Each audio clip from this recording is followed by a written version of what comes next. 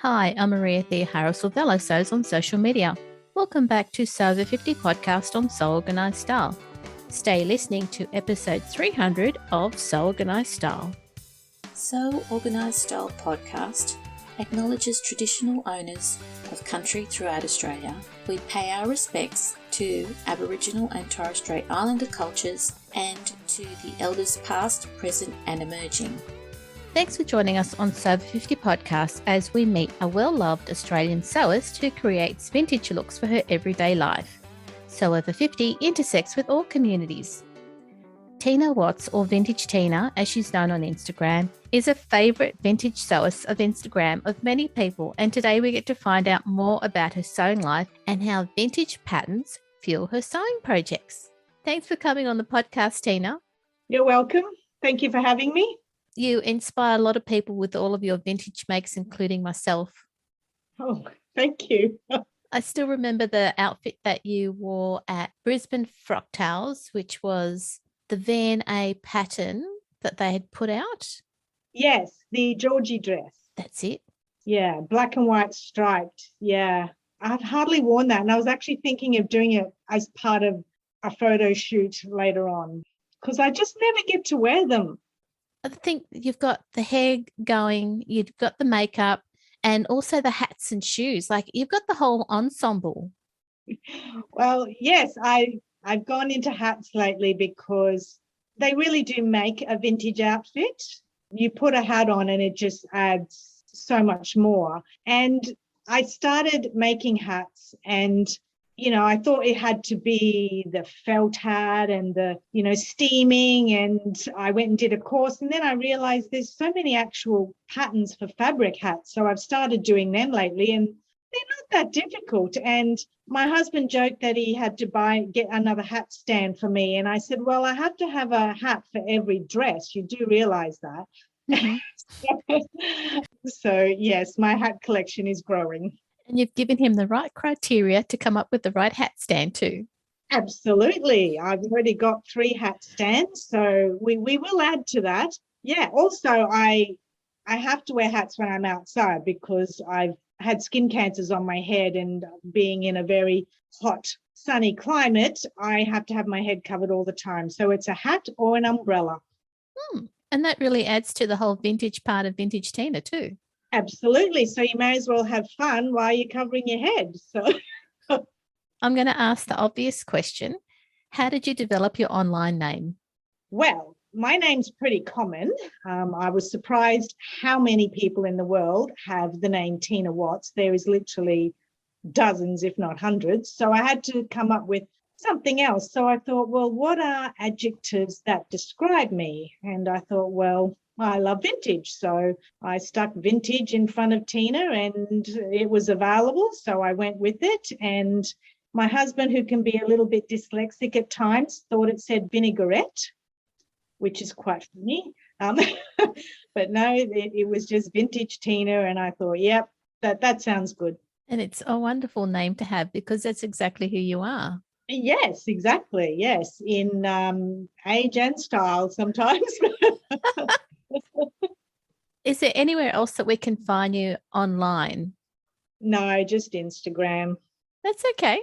Yeah, that's enough. As I put in my bio, it's my sewing diary. So I make something, I take a photo, and then I upload it. So it's really good. Like when I want to go out somewhere and I think, what will I wear? I just go to my Instagram and look at all my outfits and pick one and then go to the wardrobe and try and find it. That's very organized. Well, it can be, yes. Like I love sewing and I have too many dresses. So sometimes I forget what I have. It's nice to just, as I said, just have it online and go, yep, I've got that. And as I said, then I just have to find it. Yeah, it's just Instagram, which is my sewing diary. So where did your focus with vintage start? I've always loved the class and style of early 20th century fashions. And previously I would buy ready-to-wear fashions, which can cost a lot of money. Like I've always sewn, but I've never had much time for me. So when my kids left home and I had more time to sew for me, I realized that hey, I could make this stuff, for a fraction of the cost. And I started looking, and then I found, the reproduction vintage patterns, and they were good, but I sort of thought, I wonder if I could find some real vintage patterns, which were a bit daunting at first because a lot of them have no printing. They're only one size. They have holes in them, which tell you things. It was actually pretty easy because when you read the envelope, it does describe what the holes mean, which is good. And before I knew it, I am absolutely in love with vintage patterns. I just find them so simple. And you always alter patterns anyway. So people say, but there's only one size. And I'm thinking, well, if you get a size close enough to you, it's pretty easy to alter them. There's not 50 million lines that do my head in. And I just find them so much easier, simpler. And often the old patterns, I found out they only have the bust size on them because the waist is often adjustable. Right. Which is perfect. Like they're often drawn in with a belt or, you can always adjust the waistline usually. So that's where my focus on vintage started. And it's really ballooned in the last few years because, as I said, have more time for me. That's good. And what's your favorite era? Probably the 1940s with a very close second to the 50s and 30s. The 50s tend to have the very big skirts, which is nice, but the 40s have those typical A-line skirts and square shoulders, which, I don't know, I just think always look so nice. And the 30s, they're good too, but sometimes if the slinky can sort of highlight bits you don't want highlighted. Definitely the 40s, followed by 30s and 50s. With the patterns that you love to sew for the vintage styles, is it clothes or is it more than just the clothes? Probably just the clothes and the hats. I mean, I live in an old Queenslander house, which is 100 years old. So I love all that sort of vintage stuff. I love going to vintage shops. I have a lot of old furniture. So probably a bit of everything. But when I first met my husband, I wasn't really into it. And he loved the old houses. And then I just sort of thought, I really like that stuff too. And he already had some old furniture, which I thought, that's beautiful. Yeah. And then I thought, well, I'm just going to have to match it with how I dress. As someone who sews, you can do that. Yes, I can. Yes. I mean, I have made curtains and things as well. And, pillows and cushion covers and stuff like that. Not really vintage style, but if I can sew it and I want to do it, I'll do it. Fair enough. What made you start sewing? And now that you've got more time to sew, how has your sewing life changed? I started sewing as a teenager because we couldn't afford to buy new clothes back when clothes cost a lot more than they do now. As I was doing it, I realized how much I love it and how I liked being creative. And then I thought, wow, I can actually make exactly what I want. So I began with a few little items for work, like a skirt that my daughter wears now to work, which is hilarious. I did work full time back then before I had kids, so I didn't have that much time to sew. So it was only a few little items. Yeah. Then I got married and had kids. Yeah, so I mainly was sewing for the kids. So I must admit, I sewed a lot of children's clothes over the years. Not necessarily vintage style, but just whatever they wanted. And then I would applique animals on the front of their T-shirts and things like that. So as I said, now it's my turn, clothes for me. And over the last probably 5 years, I've slowly transitioned my wardrobe to probably at least 90% me made. So before that, I go back and look at photos and I didn't have a lot of clothes that I made, but now, I'm slowly transitioning to fully me-made wardrobe. That's a great achievement. It is. It feels good to wear what you've made and know that it fits well. But there's sort of a catch-22 with that, because if you wear something and it isn't perfect or fit perfectly, you have to change it. Yeah. because I'm a perfectionist, I must admit. So everything has to be perfect, perfectly made, perfectly comfortable. And if it's not, I will start again or take it apart. And I've done that and make sure it's right. As a perfectionist, if you have a seam that you've unpicked for a better fit, do you resew the whole seam or just part of the seam? Depends if I need to resew the whole seam. Yeah. Okay. Yeah. And I unpick all my basting threads and all the bits that I have sewn again. Yeah. Not a thread to be seen loose. I'm terrible. Like, I hate myself for it, but it's good with sewing because the end product is lovely. Oh, yeah. I've seen that one dress and I know that the end product was perfect. Yeah. And I think when you have something that fits beautifully, just looks amazing no matter what it is. So to me, fit is really, really important because no matter what era you make and no matter what you sew, if it fits beautifully, it looks amazing. Are there any sewing tools or notions that help you achieve your perfection? Yes, I love metal zips. I just find they do up and undo much easier. They last longer. They don't break as much. Admittedly, you have to usually find them at an op shop, secondhand. I don't like invisible zips at all. Sorry to all those who love them, but not just inserting them, actually doing them up and down. The little teeny tag, I just find as you get older, your fine motor coordination isn't good enough to grab that little end of the zip. Oh, okay. So I just find I have trouble doing them up and undoing them.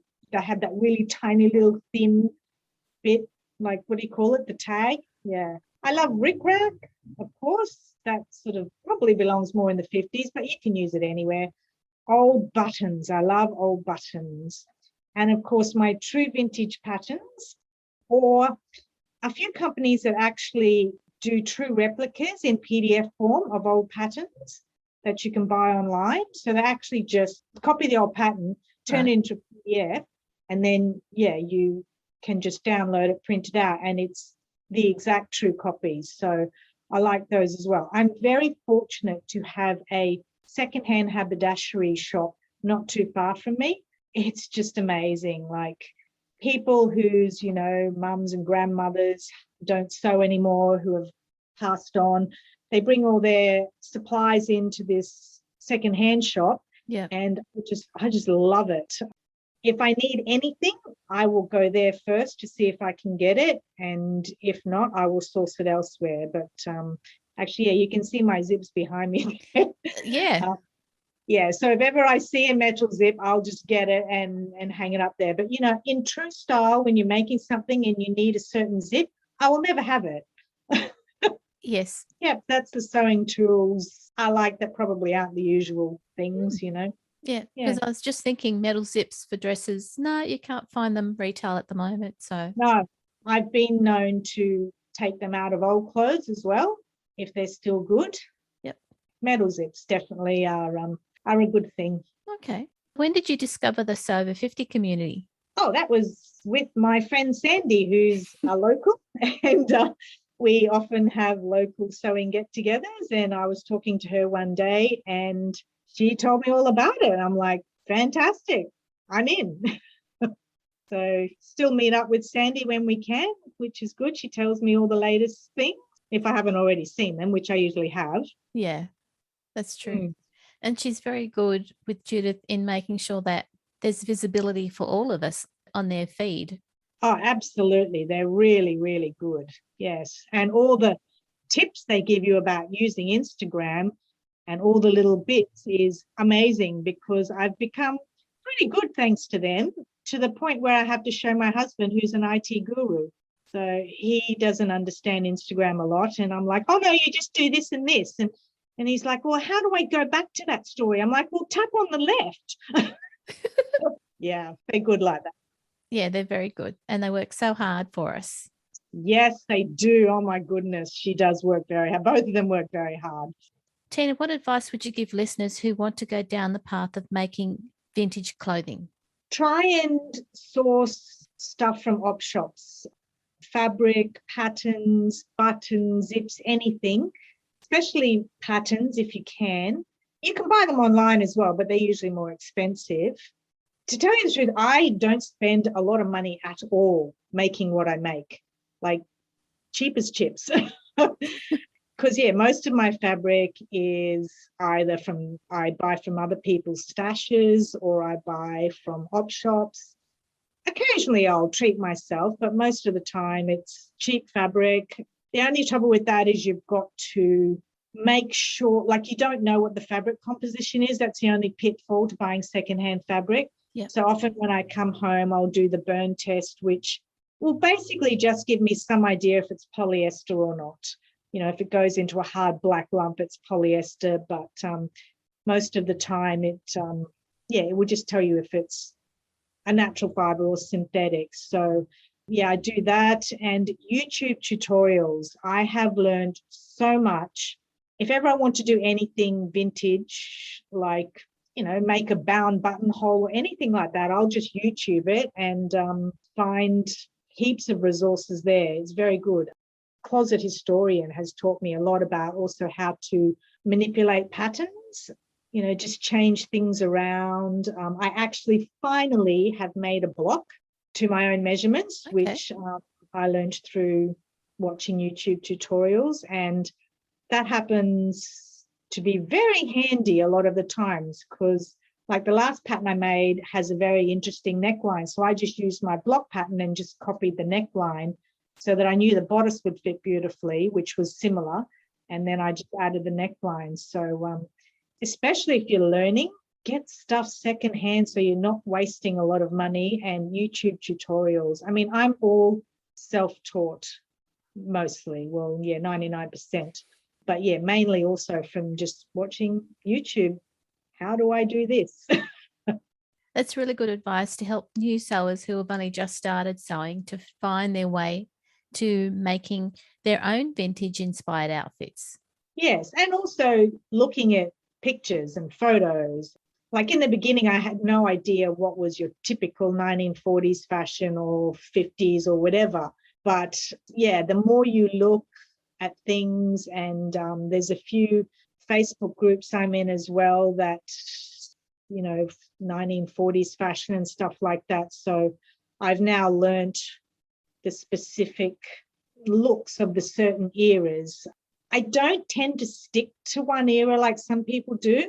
And I sort of think, should I? But I'm like, no, I do like changing it up, I even made a few 1960s things recently, and I actually really like them too. But I think I'm not going to go too much into 60s fashion, but it's good to have fun and just try things. That's the great thing about sewing. You can try things, and admittedly, sometimes they don't work. As we all know, that's the thing about sewing. You can spend hours and then not like it in the end. But if you haven't spent much money, at least you haven't wasted money. And it's always a learning curve. Even if you've wasted your time, you haven't, because you've learned something. That's a really good lesson for people to keep in mind when they're new to sewing, or when they've been sewing for a while and they've just had a really bad day with their pattern. Yeah. Actually, who was it said to me the other day? I think it was my son or someone. Like, I was saying how I've now learned to manipulate patterns easily, or I'm better at it. And he said, Mum, you've been sewing for like 40 years. And I said, yeah. He goes, then you're still learning stuff? Absolutely. Always learning, just always learning new stuff, or to do something easier or quicker, or look more professional, or try a new skill like bound buttonholes. Exactly. Yeah. Always learning, always trying, I should say, always learning and trying new things. And yes, I recently have my sewing room exactly how I like it, and anything that wasn't sewing related went out the door. And that's I realize I'm very privileged that I can have my own sewing room. Yeah. Mainly because, as I said, the kids have left, so I don't want to move. So any spare room is going to be changed into something more useful. I don't feel so bad, but because my husband just built a whole new shed out the back for his. He's very creative as well. So at least mine's just a room. His is a whole new building. So, I don't feel so bad having my sewing room, exactly how I want it. So that if the bug gets me at night and it often does, where I want to sew something, I usually have most things here. I don't have to go to the shop, which is also very good when you're in lockdown. Oh, I agree. Yes. Well, that's really great advice, Tina. Thank you for coming onto the podcast for Sober 50 and for giving us some hints and tips about how to include vintage sewing in our sewing life. You're welcome. Thank you. Thank you again, and have a lovely day, listeners. Thank you to all of our listeners, because your subscribing to Sew Organised Style podcast has gotten us to episode 300 with over 1 million downloads so far. Thank you, everyone. This episode of Sober 50 podcast on Sew Organised Style was produced by me, Maria Theoharis, with permission of Tina, sound by bensound.com. You can subscribe to Sew Organised Style podcast, spelled with an S, not a Z, on all good podcast apps. Every podcast is free with the aim to keep you company and encourage you to sew more often. Make sure you go back and listen to our Sew Over 50 podcast archive and give us a 5-star rating and review wherever you listen to this podcast. We hope that you'll support us through our Patreon account. Post any questions or suggestions you have on our Instagram account at Sew Organised Style, or on our website at www.seworganisedstyle.com, or on our Facebook page. We look forward to joining you in your sewing room next time. Stay safe, everyone.